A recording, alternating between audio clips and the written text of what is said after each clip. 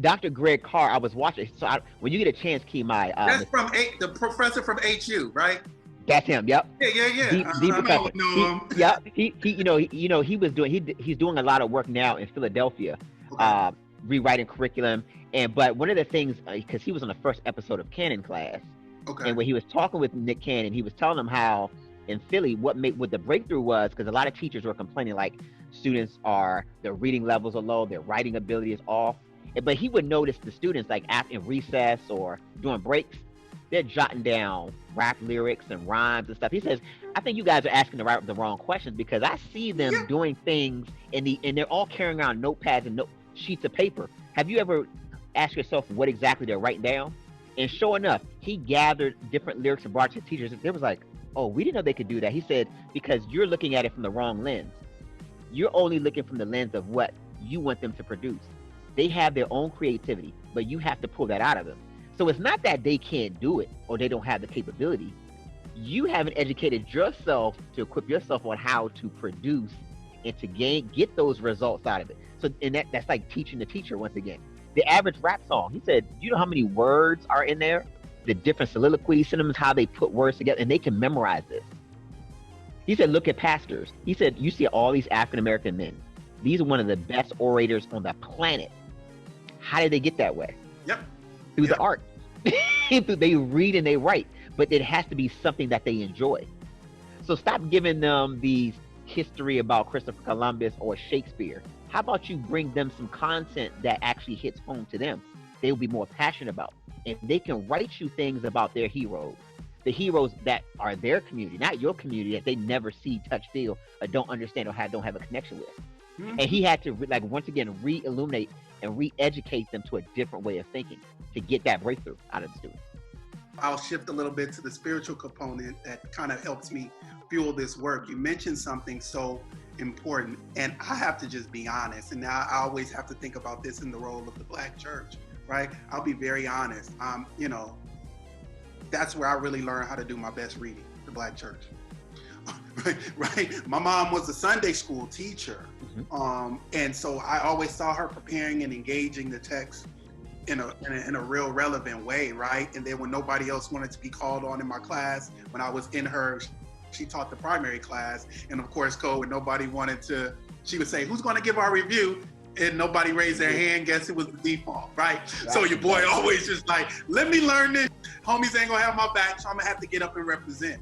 And so the Black church was a space where I had to know how to present in front of a huge amount of people. I had to be able to distill an idea, and I had to be able to know how to read the text. And so one of my criticisms of the Black church is that what happened to them? Right? But it's also because we've kind of pushed people away. We kind of have lost our mission and vision and lost our way. So the younger generation is no longer even engaging in the spiritual community as they did previously, right? But one of the things that I will say, and I owe my career to the Black church, because that was where, like you said, I became extremely literate. I was able to write things. I was able to say things and do things that really catapulted, and I'm able to eat off of those very same principles that I learned at a very early age. But as we talk about the teaching workforce, man, and I think we don't have enough honest conversation about this. The same Black teachers that are going into our communities to teach are the same individuals that were failed in education themselves.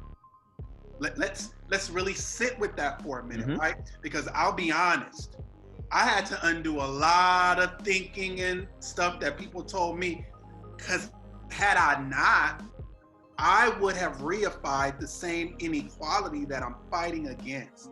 And so we have to also have that honest conversation and say, because a lot of times folks demonize Black teachers, but I like to reverse that and say, well, let's think about it. Because even the work that I do, my professional developments, that I do with teachers, I'm really having them unpack their identity, because what they bring into the classroom, whether we realize it or not, transmits so deeply. So if you grew up, Cole, or y'all, in a family that said, only men can do math. Subconsciously, you're gonna bring that shit into your classroom, right? My college course, the very first class that I have them do is I say, how do you think about math? Who's good at math? I ask my students, my college students that are going into teaching, these various serious questions. And you wouldn't believe, and these are people that are saying, I want to go in and I want to help the community. But they come with these very racist ideas that I'm like, wow, I gotta sit with you and unpack that.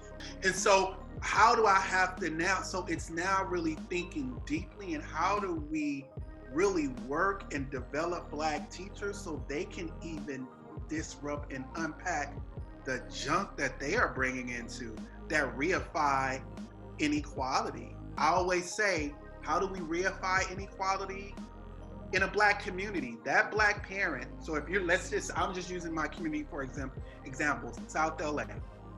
If I take my child out of my community and put them in a magnet school across town, while that is benefiting my child and that is benefiting my family, you do know now that plucks my voice out of the PTA conversation, that plucks my voice out of the advocacy in my local community for the local school. So now I'm part of the problem as well. So we have to begin to think about, and this is critical and deep work. It's going to be uncomfortable work, right? Because in the event of charters, and one of the things I talk about in this book, my book that I wrote, I did my research, and there were three schools